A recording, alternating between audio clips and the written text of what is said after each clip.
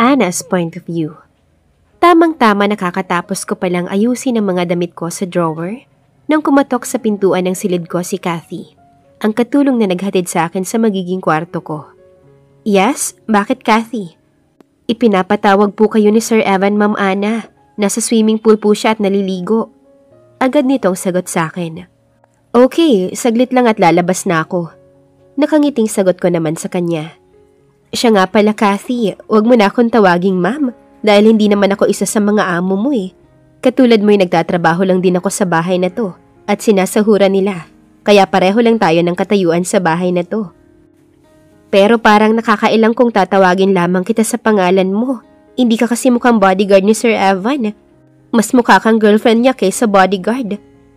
Ano kaya kung akitin mo si Sir para maging girlfriend ka niya talaga? Tiyak na hindi siya magiging playboy kapag ikaw ang naging girlfriend niya. Napaubo ako ng mahina nang marinig ko ang sinabi ni Kathy. Kahit kailan ay hindi pumasok sa isip ko na maging isa sa mga babaeng humabol at naghahabol kay Evan. Allergic ako sa mga lalaking katulad niya, kaya hinding-hindi niya ako magiging girlfriend. Huwag kang magbiro ng ganyan, Kathy. Sige ka, kapag narinig ka ni Evan ay tiyak na babalatan ka niya ng buhay. Alam mo naman na ayaw niya sa akin. Mabilis kong sagot at pagkatapos ay isinara ko na ang pintuan. Agad kong iwinaglit sa aking isipan ang tungkol sa sinabi ni Kathy. Mabilis akong nagsuot ng tsinelas pambahay at pagkatapos ay walang pagmamadaling nagtungo ako sa swimming pool kung saan naliligo si Evan na tanging swimming trunks lamang ang saplot sa katawan. Bakit ang tagal mo? Binabayaran ka ng daddy ko para bantayan ako at hindi ang loob ng kwarto mo ang bantayan mo. Agad na sita ni Evan sa akin pagdating sa pool. Tumayo lamang ako 1 metro ang layo mula sa gilid ng swimming pool dahil basa ang tiles at baka madulas ako, lalo pa at tsinelas na goma ang suot kong sapin sa paa. Bakit? May assassin ba na nakapasok sa bahay ninyo at tinangkakang patayin? Nakataas ang kilay na sagot ko sa kanya. Sa dami ng guard sa bahay nila at sa higpit magbantay ng mga guard, ay imposibleng may makapasok na masamang loob sa bahay nila, maliban na lamang kung ang masama ay isa sa mga gwardya nila. Ang talas talaga ng dila mo, no? Naiiling na sabi niya sa akin. Ang toxic kasi ng mga salitang lumalabas sa bibig mo eh. Seryoso ang mukha na sagot ko sa kanya na hindi makatingin ng diretso sa mukha niya. Paano ba naman kasi ako makakatingin ng diretso sa kanya? Gayong nakalantad sa inosente kong mga mata, ang malapad at mamasal niyang dibdib. Hindi na ako magtataka kung bakit mamasal ang kanyang katawan at nasa tamang proportion ng mga muscles niya dahil sa tingin ko ay nagwe-workout siya. May mini gym kasi sa bahay nila at maaaring gamitin ko rin kapag gusto kong mag-workout. Kahit naiinis ako sa kanya, ay hindi ko mapigilan ng sarili ko na hangaan ang kanyang katawan. Isa siguro sa mga nagustuhan ng mga babae naghahabol dito ay ang katawan nito. Dahil aminin ko man o hindi, ay talagang maganda ang katawan niya. Lalo pa't wala siyang suot na damit kaya kitang-kita ko ang ilang tinapay na bumubukol sa kanyang tiyan. Sa buong buhay ko ay ngayon pa lamang ako nakakita ng lalaking walang suot sa aking harapan. Kaya naman naiilang ako makipag-usap sa kanya. Abot nga ng towel ko. Utos niya sa akin. Walang reklamo na kinuha ko ang puting towel niya, nakasampay sa upuan at inabot ko sa kanya. Umahon siya sa tubig at tila nangaakit na nagpahid ito ng tuwalya sa muka, pababa sa hubad nitong katawan sa nakakaakit na paraan. Mukhang halata yata nito ang pagkailang na nararamdaman ko. Kaya inaakit niya ako para mas lalo lamang akong mailang. Tapos ka na bang maligo? Kung tapos ka na ipapasok na ako sa kwarto ko. Hindi ka naman siguro aalis ngayon, di ba? Nahiling ko na sana ay tapos na siyang maligo para makaalis na ako sa harapan niya. Nagiging makasalanan na kasi ang mga mata ko dahil hindi ko maiwasang tapunan ng tingin ng makinis at malapad niyang dibdib. What do you think of me, Anna? Papasa na ba ang katawan ko sa panlasa mo? Bagay ba ako na maging modelo sa puso mo? Ngayon pa lang ay halatadong inaakit niya na ako. Lihim akong napangiti sa ginagawa niyang pangaakit sa akin. Akala niya siguro hindi ko nababasa na gusto niya akong akitin para kapag bumigay ako sa pangaakit niya ay magkakaroon na siya ng pagkakataong paalisin ako sa trabaho. Kung gusto niyang makipaglaro sa akin ay sasakyan ko siya. Ngumiti ako ng matamis pagkatapos ay inagaw ko ang towel sa kanyang kamay at basta na lamang init siya sa isang tabi habang hindi ko inihihiwalay ang aking paningin sa kanyang mga mata. Sa tingin ko ay bagay ang katawan mo. Sadya kong ibiniti ng aking sasabihin at pagkatapos ay pinaglandas ko ang aking dalawang palad mula sa kanyang leeg pababa sa kanyang tiyan. Kitang-kita ko ang malawak na pagkakangisi ni Evan sa akin. Ngisi ng tagumpay. Iniisip niya marahil na nagtagumpay siyang maakit ako. Bagay saan, Ana? Nangaakit na boses na tanong niya sa akin nang mabitin ang aking sasabihin. Ang katawan mo ay bagay sa tubig. Pagkumpleto ko sa aking sinasabi sa kanya at pagkatapos ay nakangising tinignan ko siya. Biglang naglaho ang ngiti niya sa mga labi nang ma-realize niya kung ano ang bala kong gawin. Ngunit huli na. Mabilis ko na siyang naitulak pabalik sa swimming pool. Diyan sa tubig bagay ang katawan mo, Mr. Villamor. Bagay kang maging modelo ng Shokoy. Natatawang sabi ko sa kanya. Ipinagpag ko pa ang mga palad ko sa harapan niya para lalo lamang siyang mainis sa akin. You lady, may araw ka rin sa akin. Galit na mura ni Evan matapos makainom ng tubig mula sa swimming pool. Tatawa-tawa namang naglakad ako palayo sa pool at pumasok sa loob ng bahay. Halos patakbong pumasok ako sa loob ng silid ko at inilak ang pintuan. Pagkatapos ay mabilis akong pumasok sa banyo at ibinabad ang aking mga palad sa tubig. Huminga ako ng malalim. Pagkatapos ay naghilamos ng tubig sa muka. Hindi ko alam kung ano ang dahilan at bigla akong nakaramdam ng kakaibang init habang nakadikit ang aking mga palad sa hubad na dibdib ni Evan kanina. Bahagya ring nanginginig ang aking mga kamay at laking pasasalamat ko na hindi iyon napansin kanina ng binata. Ano bang nangyayari sa akin? Bakit biglang uminit ang aking katawan at bahagya akong nanginig? Natakot ba ako kay Evan kanina? Naguguluhan kong tanong sa aking sarili. Nadala ba ako sa pakikipaglaro ng apoy na inumpisahan niya? Ipinilig ko ang aking ulo na para bang kapag ginawa ko yon, ay mawawala ang anumang nararamdaman ko na hindi ko mapangalanan kung ano. Huminga ako ng malalim at inayos ko ang aking sarili. Kapag makita ni Evan ang hitsura ko ngayon, ay tiyak na pagtatawanan niya ako. Iisipin niya na nagtagumpay siyang maakit ako. At iyon ang hindi ko papayagang mangyari. Hindi ako naakit sa kanya. Natural lamang siguro na ganito ang nararamdaman ko dahil lalaki siya. Tama. Ito ang paliwanag kung bakit ako nakaramdam ng ganito. Tahimik lang si Evan sa kanyang kinauupuan sa loob ng kotse habang papunta kami sa bar na tinuro niya sa akin. Hindi ko alam kung sumuko na siya agad sa pag-iisip kung paano niya ako mapapaalis bilang bodyguard niya pagkatapos ko siyang itulak sa swimming pool noong isang araw. Hindi naman niya kasi inabala. Hindi rin siya umalis kaya maghapon lamang kaming nasa bahay nila. Pero kanina ay sinabihan niya ako na aalis kami at magtutungo sa isang bar dahil birthday ng isa sa mga kaibigan niya at magsiselebrate ito sa isang private room sa loob ng isang sikat na bar sa Maynila. Ipinarada ko ang kotse ni Evan sa tabi ng kalsada. Pagkatapos ay nagmamadali akong lumabas ng sasakyan at pinagbuksan ko siya ng pintuan. Tumaas lamang ang kilay niya sa ginawa ko, ngunit hindi naman nagkomento. Ginagawa ko lang naman ang trabaho ko bilang bodyguard niya at trabaho ko na ipagbukas siya ng pintuan sa tuwing papasok at lalabas siya ng sasakyan. Malikot ang aking mga mata at alerto ang aking pakiramdam dahil baka nasa paligid lamang ang mga taong nagtatangka sa buhay nito. Nakahinga ako ng maayos nang makapasok kami sa isang private room na walang nangyayaring aberya. 5 babae at 3 lalaki ang naabutan naming nagiinuman sa loob ng private room na pinasukan namin. Dude, mabutit nakarating ka. Nakangiting bati kay Evan ng isang kaibigan nitong lalaki. Sabay pingki sa kanilang mga kamao. Ganoon din ang ginawa nito sa 2 pang kaibigang lalaki.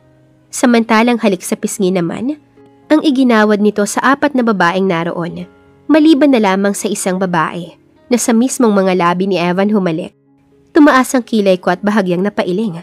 Isa na naman siguro ito sa hindi mabilang na mga babae ng aking alaga. Siyempre, darating ako. Ikaw pa? Nakangiting wika ni Evan sa kaibigan nito. Matapos nitong maupo sa tabi ng babaeng humalik sa mga labi nito. Hindi ako ipinakilala ni Evan sa mga kaibigan nito, ngunit wala akong pakialam.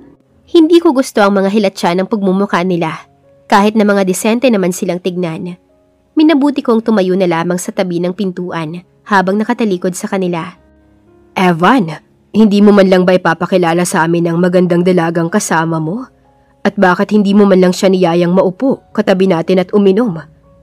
Nakangiting tanong ng kaibigan ni Evan na maangas ang dating. I'm his bodyguard at hindi ako umiinom. Seryoso ang mukha na sabi ko sa lalaking nagsalita. Bodyguard? Nakaismid na tanong ng babaeng nakipag-lips to lips kay Evan. Mukhang hindi nito gusto na babae ang bodyguard ng binata. Baka naman kaya ka nag-apply na maging bodyguard ni Evan ay para magawa mo siyang akitin.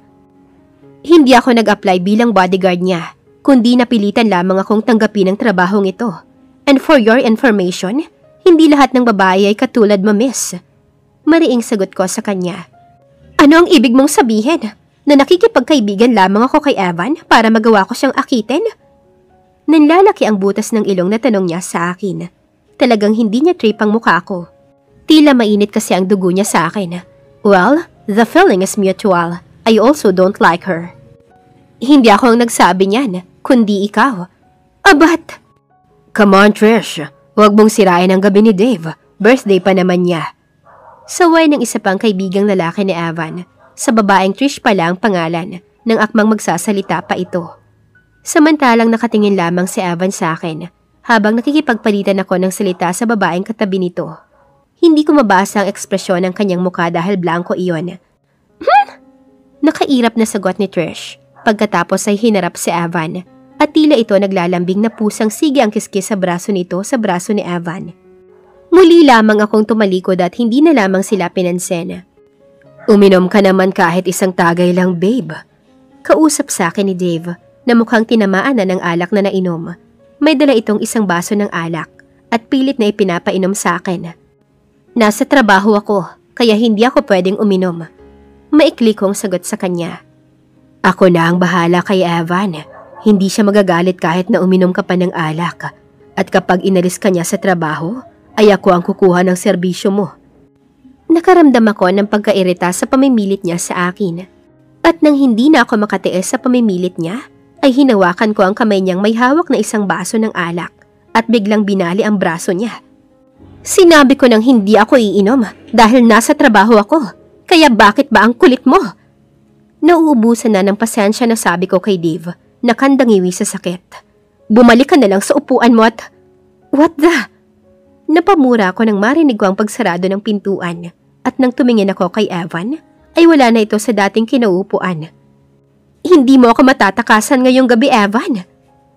Anna's point of view. Nang makita kong wala na sa kinauupuan niya si Evan, ay agad akong naglakad papunta sa pintuan. Ngunit mabilis akong hinarang ng mga kaibigan niya. Hindi ka pwedeng umalis, Miss Beautiful. Pero kapag ininom mo ang isang basong alak na to, ay hahayaan na kitang makalabas para masundan mo si Evan. Nakangising sabi sa akin ang kaibigan ni Evan. Nagtawa na naman ang iba pang mga kaibigan nito habang nakatingin sa akin. Nangahamon ang kanilang mga tingin na para bang sinasabi nila na hindi ako makakalabas sa loob ng private na ito kung hindi ko nga iinumin ang alak na binibigay sa akin ng kaibigan nila. Napatikom ang aking mga labi ng mariin. Wala akong oras para makipaghamunan sa kanila. Kapag hindi pa ako lumabas, ay baka tuluyang makatakas nga sa akin si Evan. Kapag nangyari iyon, ay hindi lamang ako ang mapapahiya, kundi pati na rin si Ninong. Malaki kasi ang tiwala sa akin ni Ninong na hindi ako magagawang takasan ni Evan, katulad ng ginagawa nito sa mga naging bodyguard nito. Wala akong panahon makipaglaro sa inyo. Malamig ang boses na sabi ko kay Dave. Pagkatapos ay muli akong naglakad papunta sa pintuan. Ngunit muli akong hinabol ni Dave at pinigilan sa braso. Sabi ko makakalabas ka lang kung iinumin mo. Ouch! It hurts! React nito nang hawakan ko ang kamay niyang nakahawak sa braso ko at biglang binaliti papunta sa likuran niya. At pagkatapos ay tinadyakan ko ang likuran ng kanyang tuhod, kaya bigla siyang napabend ng kanyang tuhod. Kandangiwi ang itsura nito at wala na ang anyo ng pagiging mayabang. Lihim akong napaismed. Hangin lang pala ang laman ng katawan nito. Sayang at malaki pa naman ang pangangatawan. Hindi na ako nagsayang pa ng panahon. Sinipa ko sa likuran niya si Dave, papunta sa mga kaibigan nito na nakatunganga lamang. Siguro ay hindi nila inaasahan na palaban ng bagong bodyguard ni Evan. At ang hula ko ay tinutulungan nila ang kaibigan para makatakas sa mga nagiging bodyguard nito. Hindi na ako nagsayang pa ng oras at dali-dali na akong lumabas ng silid. Malikot ang mga mata ko habang nagmamadali akong maglakad palabas ng bar. Ngunit agad akong napahinto nang makita ko si Eva na may kausap na magandang babae. Parehong nakatayo ang dalawa at halos magkadikit na ang kanilang mga katawan. Habang nag-uusap habang iniikot-ikot ni Evan sa hintuturo nito, ang isang keychain na may nakasabit na susi at malamang ay susi ng kotse nito.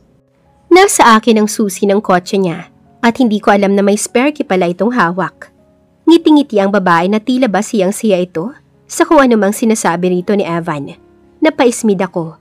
Malamang ay puro pambobola lamang ang mga sinasabi ni Evan sa babae. Para madala nito sa biglang liko ang babae, na mukhang willing namang sumama. Nang mapagawi sa kinatatayuan ko ang paningin ni Evan, ay mabilis akong nagtago sa likuran ng isang lalaki para hindi niya ako makita.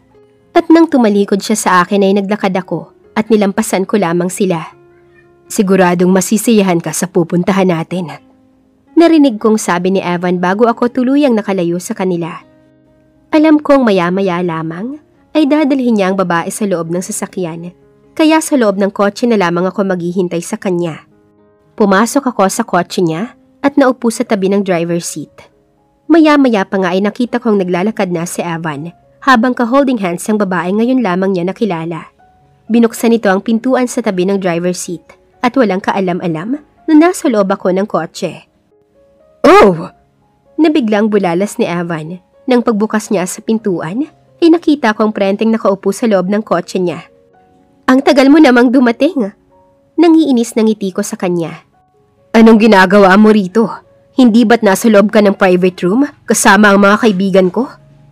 Nakasimangot ang mukha na tanong sa akin ni Evan. Halatadong hindi nagustuhan ang kanyang nakita. Sa tingin mo ba ay kaya akong pigilan ng mga kaibigan mo? Nakataas ang kilay na tanong ko rin sa kanya, na lalong ikinasimangot ng mukha nito. Who is she? Maarting tanong ng babaeng kasama nito. Inginuso pa niya ako na para bang hindi tao ang tinatanong nito. Sarap namang tapyasan ang kanyang nguso. Ako lang naman ang kasama niyo sa kama. Ano, game ka ba? Nangiinis ang ngising pinakawalan ko. Nagtagumpay naman akong mainis ang babae dahil bigla itong nag-walkout matapos murahin si Evan. Walang kibo naman na pumasok si Evan sa loob ng kotse. Pagkatapos ay pinaharurot palayo ang kotse nito. Nanlaki ang mga mata ko nang biglang ipinasok nito ang kotse sa isang drive-in motel. Sinira mo ang diskarte ko at hindi ko na isama rito si Vena, kaya ikaw ang magiging kapalit niya. At saka hindi ba sabi mo ay sa kama tayo? Bigla siyang nag-walkout dahil sa'yo, kaya one-on-one na lang tayo. Nakangising sabi ni Evan sa akin. Kung kanina ay madilim ang mukha nito ng layasan ng babae nito, ngayon naman ay bumalik na ang pagiging mapang-akit sa itsura nito. Nababaliw ka na ba, Evan? Sa tingin mo ba'y sasama ako sa'yo sa loob? Nanlalaki ang butas ng ilong na sabi ko sa kanya. Subukan lang niyang pilitin akong pumasok sa hotel na yon, ay talagang babalian ko siya ng buto. You have to compensate for my loss, lady. Sabi pa nito. Inalis nito ang seatbelt tapos saglit na tumingin sa cellphone at nag-type. Ewan ko kung sinong babae na naman ang pinadalhan nito ng text messages. Pagkatapos ay nagmamadaling bumaba ito ng kotse at umikot papunta sa aking side. Bumaba ka na at nagmamadali ako. Utos niya sa akin. Aba, talagang excited na pumasok sa loob ng motel ang mokong na to. Talagang inuubos niya ang pasensya ko. Hindi ako sasama sa'yo sa loob ng motel. Baka gusto mong balian kita ng buto dito pa lang. Inis na tanong ko sa kanya. Sa halip na sagutin ang sinabi ko, ay bigla na lamang niya akong hinila palabas ng kotse. Ibinaba niya lamang ako nang nasa loob na kami ng elevator. Nababaliw ka na ba, Evan? Shut up and just follow me. Mariing utos niya sa akin. Nanggigigil na sumunod na lamang ako sa kanya. Kapag ginawa niya ako ng hindi maganda at ipilit niya ang sarili niya sa akin, ay hindi ako mag-aalinlangan na saktan siya. Walang kibong sumunod na lamang ako sa kanya hanggang sa nakarating kami sa tapat ng isang silid ng third floor. Walang pakundangang binuksan ni Evan ang silid, kaya nagulat ang dalawang taong nasa loob ng silid. Mukhang pinipilit ng lalaki na hubaran ng babae. Dahil ang naabutan naming eksena, ay hawak ng mabuti ng babae ang damit niya, habang nakalarawan sa mukha nito ang takot. Kaagad na inundayan ni Evan ng sipa ang lalaking nabigla at nahulog sa kama. Kuya Evan, mabuti naman at dumating ka na. Sambit ng babae na biglang yumakap sa binata. Kuya, loko ka Evan, naisahan mo ko. Nanggigigil sa inis na sabi ko sa sarili. Nang tignan ko siya, ay isang pilyong ngiti ang naglalaro sa kanyang mga labi. Ano kaya ang gagawin ni Evan sa lalaki? Sino kaya ito?